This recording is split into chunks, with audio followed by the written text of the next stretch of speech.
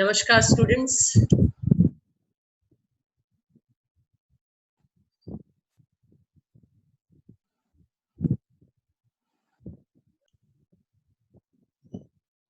नमस्कार। आज की इस वीडियो में हम चर्चा करेंगे मार्क्सवाद की प्रासंगिकता के विषय में। पिछले वीडियोस में आपने मार्क्स के विभिन्न सिद्धांतों के बारे में जाना, समझा। आज इस वीडियो में हम देखेंगे कि मार्क्सवादी विचारों की वर्तमान दौर में क्या प्रासंगिकता है, क्या उपयोगिता है, विशेष रूप से तब जबकि दुनिया के तमाम समाजवादी देशों में समाजवादी व्यवस्था समाप्त हो गई है 1990 के दशक के बाद। लेकिन उससे पहले हम ये भी जान लें कि मार्क्स ने जो समाजवादी विचार दुनिया के सामने रखे, दास कैपिटल और कम्युनिस्ट मैनिफेस्टो के माध्यम से, उन विचारों में क्या कमियां हैं, यानी आलोचकों ने मार्क्सवादी विचारों की किन रूपों में आलोचनाएं प्रस्तुत की। आप जानते हैं कि किसी भी विचार में पूर्णता नहीं होती, निरपेक्षता नहीं होती। एक दृष्टि से अगर वो विचार उपयोगी दिखाई देता है तो दूसरी दृष्टि से उसमें कई सारी कमियां, कई सारे विरोधाभास भी नजर आते हैं। मार्क्सवादी विचारों के साथ भी ऐसा ही है। तो देखते हैं कि कौन सी कमियां हैं जो मार्क्सवादी चिंतन में आलोचकों को उंगली उठाने का मौका देती है। सबसे पहले तो मार्क्स की ये जो प्रारंभिक धारणा है कि इतिहास के निर्माण में आर्थिक शक्तियों का ही योगदान होता है। जैसे जैसे आर्थिक परिस्थितियां बदलती हैं, उत्पादन के साधन बदलते हैं, वैसे वैसे समाज व्यवस्था, राजनीतिक व्यवस्था और इतिहास बदलता है। आलोचक इसे मान्यता नहीं देते। आलोचकों का कहना है कि ठीक है, आर्थिक कारक एक कारक हो सकते हैं इतिहास के बनाने में, समाज व्यवस्था का स्वरूप निर्धारित करने में, राज्य व्यवस्था को हमारे सामने लाने में, वही एकमात्र कारक नहीं है। विचार तत्व की बहुत भूमिका होती है इतिहास को बनाने में, जैसा कि हीगल आदि दार्शनिकों के द्वारा भी माना गया कि ये विचार ही है जो विकसित होते होते समाज को स्वरूप प्रदान करता है, इतिहास का निर्माण करता है। नेतृत्व का तत्व भी इतिहास को दिशा निर्देशन देता है। विभिन्न गुणों से युक्त राजनेता जब समाज को किसी विचार के आधार पर आगे ले जाते हैं तो इतिहास उसी दिशा में बनता और बिगड़ता दिखाई देता है। तो केवल ये कहना कि आर्थिक शक्तियां ही इतिहास के निर्माणक है, ये उचित नहीं है। आलोचक इसे खारिज करते हैं। दूसरी बात, आलोचक ये कहते हैं कि मार्क्स ने ये माना कि मानव इतिहास का अंतिम युग होगा समाजवादी, साम्यवादी समाज, वर्ग विहीन, राज्य विहीन समाज। इन चार अवस्थाओं की परिकल्पना की मानव इतिहास के मार्क्स ने। अवस्थाओं के बाद एक अंतिम आदर्श स्थिति की जो कल्पना की गई वो थी साम्यवादी समाज की, जहां पर कोई वर्ग नहीं होगा, कोई राज्य नहीं होगा, कोई शोषण नहीं होगा, सब समान होंगे, सबके साथ न्याय। आलोचक कहते हैं कि क्या साम्यवादी समाज पर जाकर द्वंद्व का नियम समाप्त हो जाएगा? क्योंकि ये मार्क्स की ही मान्यता है कि सारे पदार्थ, सारी स्थितियां, सारे समाज गतिमान है, सब में एक गति है, स्थिरता नहीं है। एक स्थिति से दूसरी स्थिति में बदलाव आएगा, आता है। तो आलोचकों का प्रश्न है कि क्या ये बदलाव की प्रक्रिया साम्यवादी समाज में जाकर रुक जाएगी? यहाँ मार्क्स अपने ही सिद्धांत को काटता हुआ दिखाई देता है। आलोचकों को इस पर ऑब्जेक्शन है।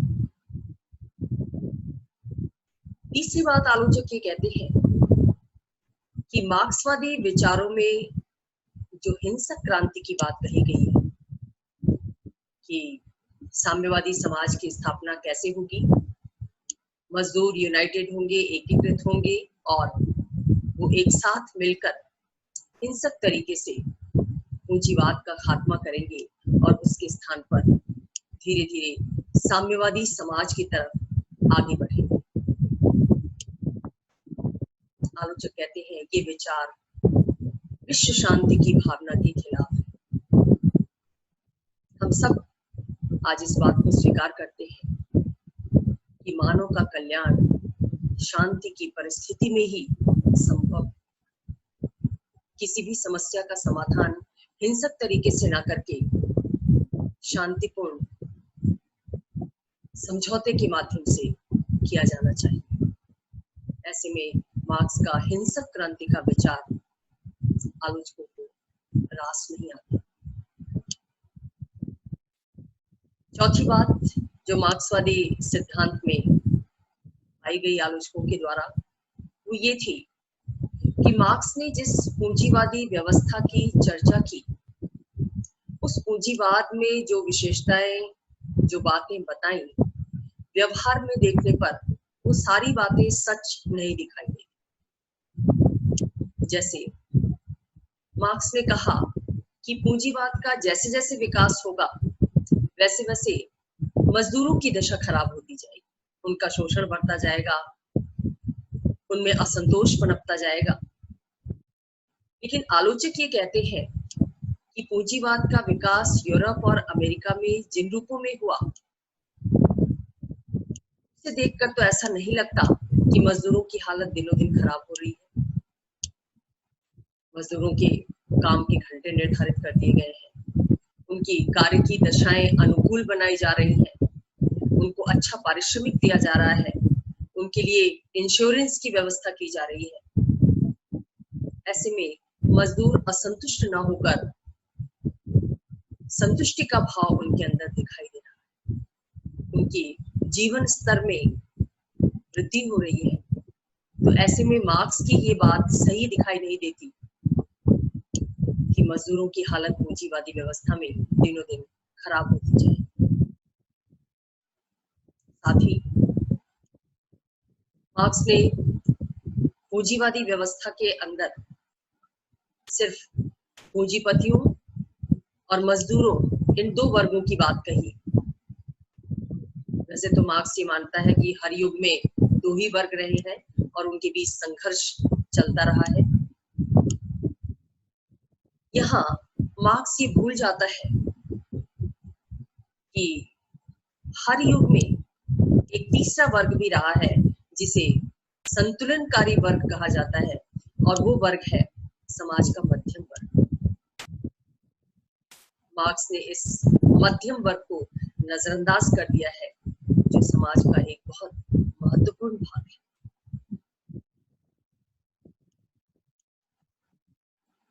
औद्योगिक व्यवस्था में भी पूंजीवाद के अंतर्गत भी हम देखते हैं कि विभिन्न कंपनियों में काम करने वाले प्रबंधक श्रेणी के लोग हैं, वो मार्क्स की परिभाषा के अनुसार न तो मजदूर की श्रेणी में आएंगे और न ही पूंजीपतियों की श्रेणी में आएंगे।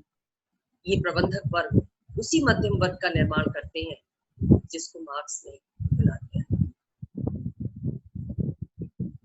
इसके साथ साथ मार्क्सवाद में और भी कमियां दिखाई देती हैं आलोचकों को।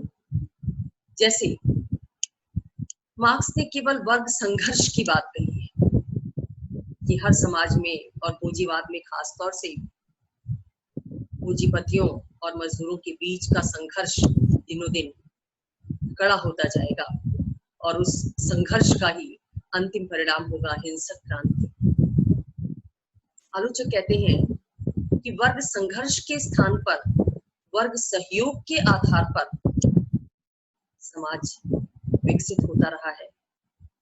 स्वयं मार्क्स भी ये मानता है कि पूंजीवादी युग में भी पूंजीपति और मजदूर चाहे विवशतावश ही लेकिन सहयोग करने के लिए बाध्य है, क्योंकि एक का काम दूसरे के बिना नहीं चल सकता। तो वर्ग संघर्ष के स्थान पर आलोचक वर्ग सहयोग को ज्यादा महत्व देते हैं और उसकी वर्ग संघर्ष की धारणा की आलोचना करते हैं।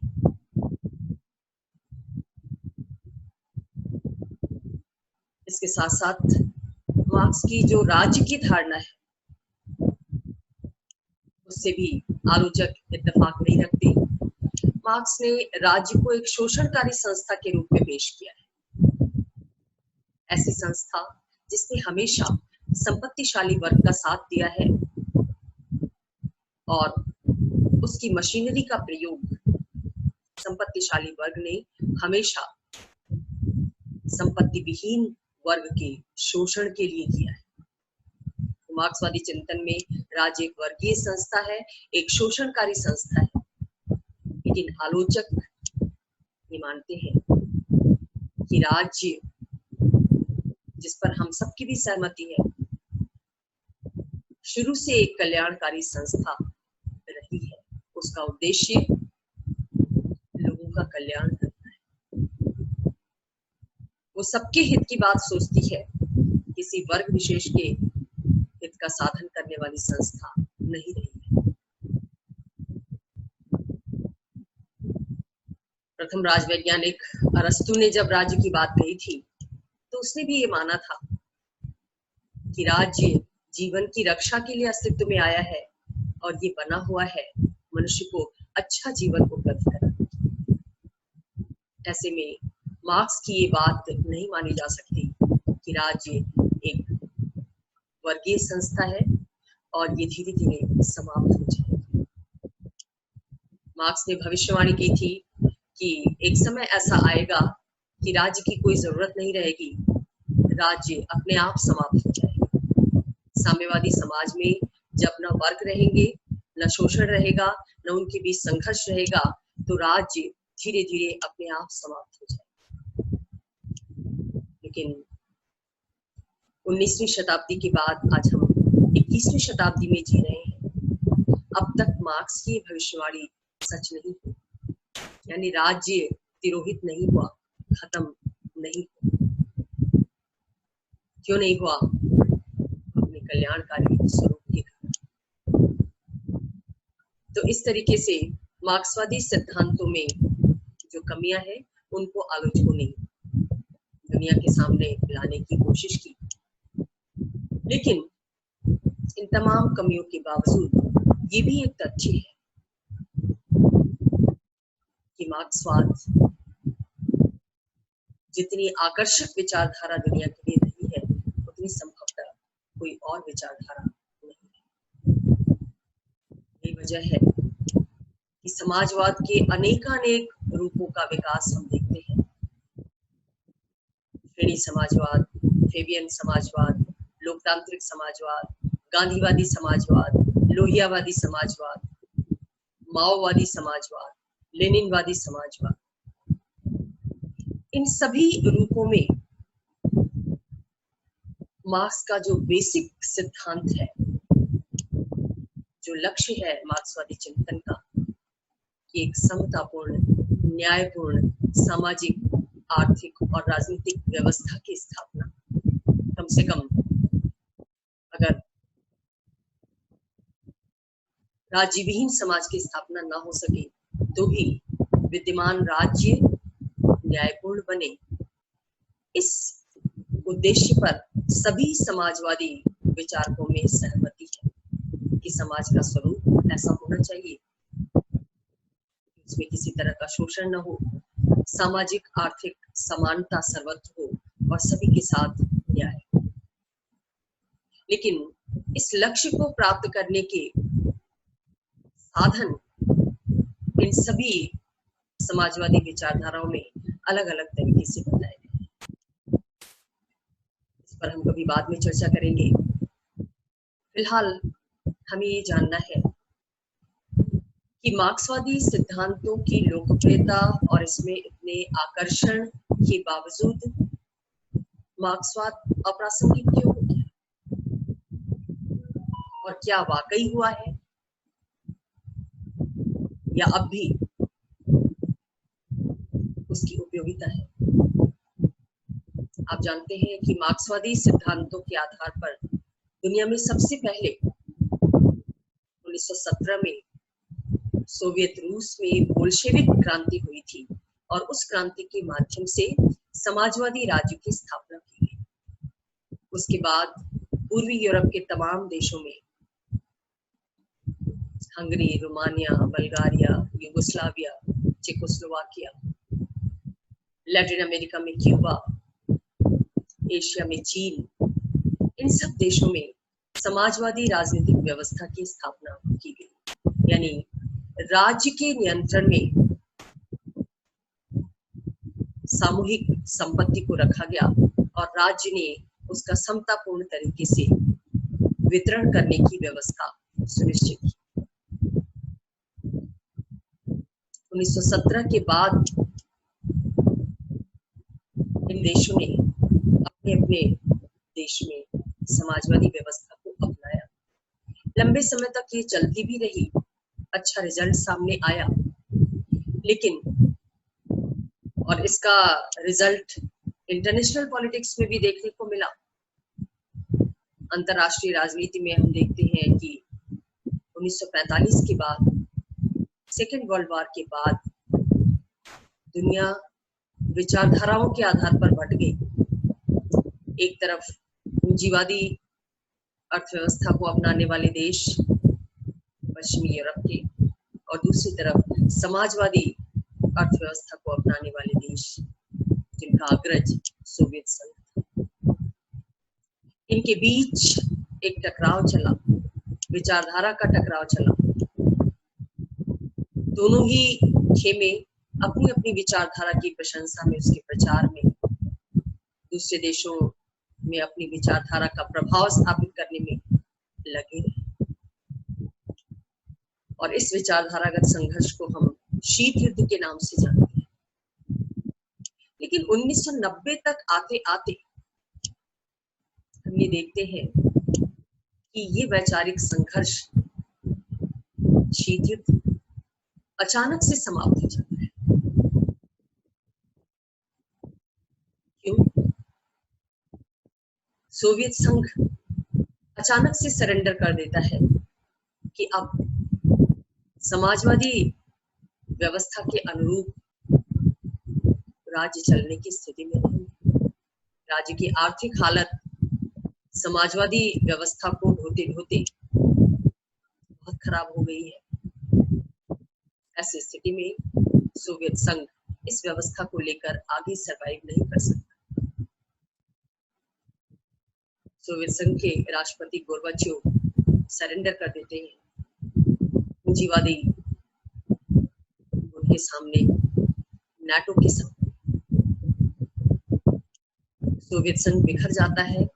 उसका हर गणराज्य अपने आप को उससे स्वतंत्र कर लेता है।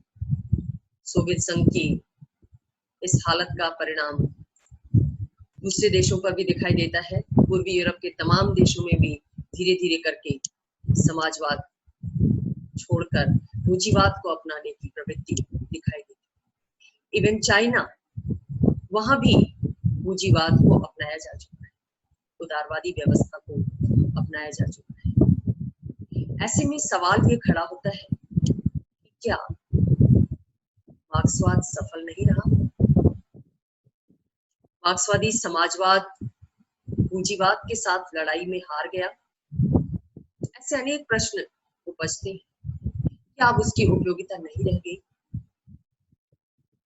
ये तमाम प्रश्न सामने आते हैं। लेकिन इन्हीं प्रश्नों के बीच 1994 में एक पैम्फलेट प्रकाशित होती है, सोशल अपील, जिसमें टेड ग्रांट और एलन वुड्स ने मार्क्सवाद की प्रासंगिकता को फिर से स्थापित करने की कोशिश की अपने विभिन्न तर्कों के माध्यम से।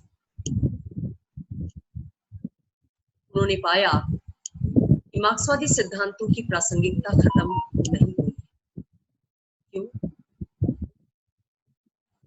उनका तर्क है कि भले ही पूंजीवादी अर्थव्यवस्था को दुनिया भर के देशों ने अपना लिया है और उसके परिणाम स्वरूप दुनिया ने समृद्धि के एक अच्छे स्तर को प्राप्त कर लिया है, लेकिन उसके बाद भी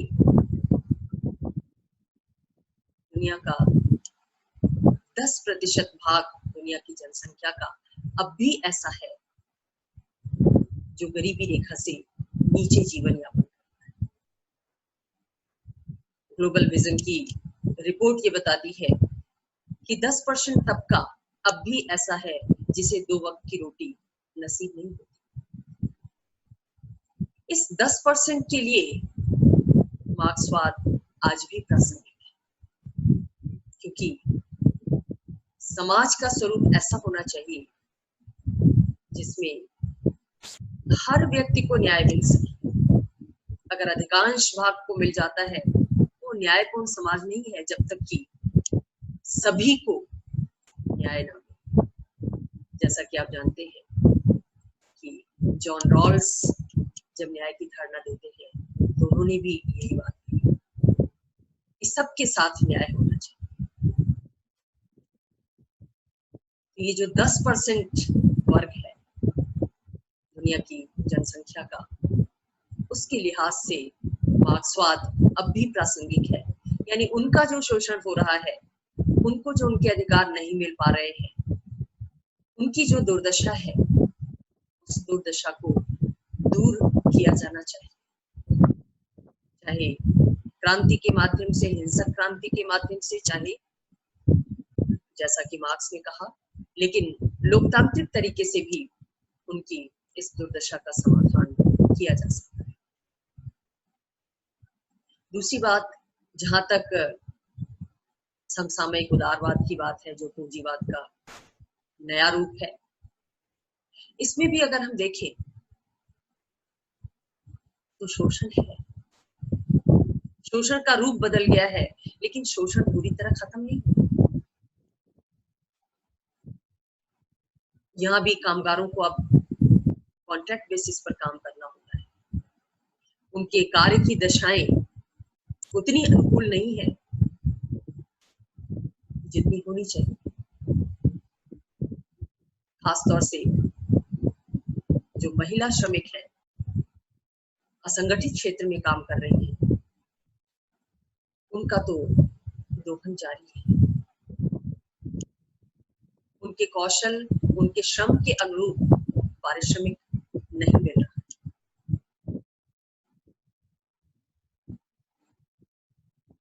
तीसरी बात ये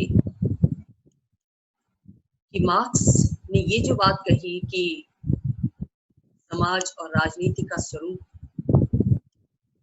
आर्थिक परिस्थितियां तय करती हैं, ये विचार आज भी उतना ही प्रासंगिक है।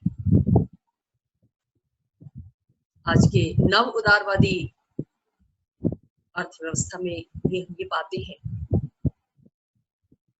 कि जो समाज है वो वैसे ही बन रहा है जैसा हमारा उत्पादन का तरीका है, उत्पादन के ढांचे, उत्पादन के संबंध है।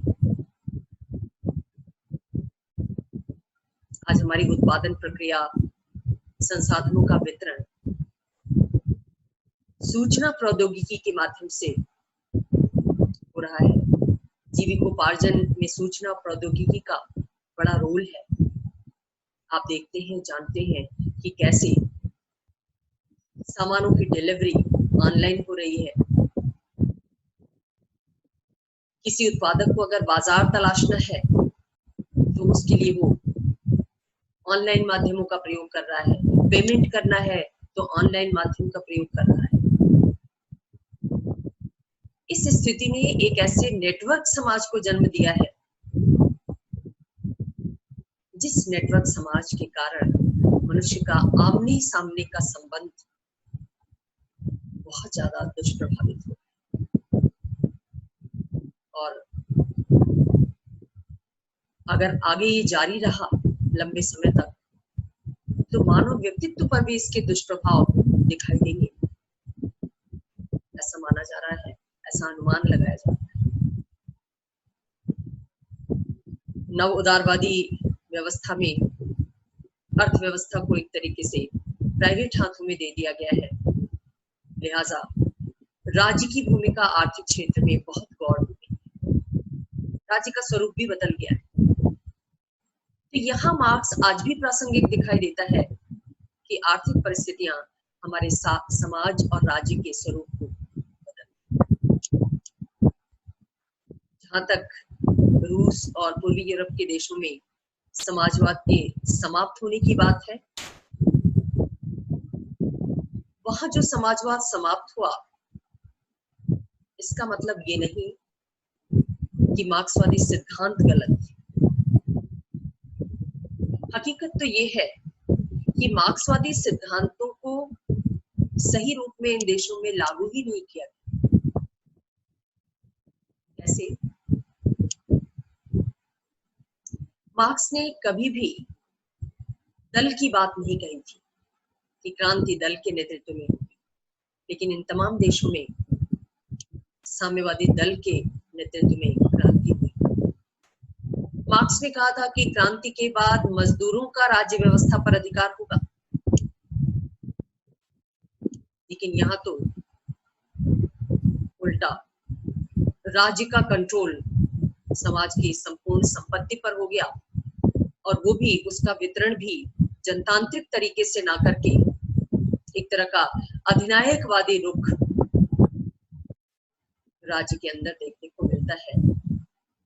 राज्य का मतलब समाजवादी देशों में दल था, यानी दल का नियंत्रण स्थापित हो गया, दल की तानाशाही स्थापित हो गई। मार्क्स ने कभी इसकी बात नहीं कही थी। तीसरी बात ये कि मार्क्स ने ये कभी नहीं कहा था कि जो मजदूरों का अधिनायकवाद होगा, सर्वहारा वर्ग का अधिनायकवाद होगा, जिसमें वो राज्य व्यवस्था पर कब्जा जमा लेंगे, जिसको उसने समाजवाद की संज्ञा दी थी, साम्यवाद से जस्ट पहले की अवस्था, वो लंबे समय तक बना रहेगा।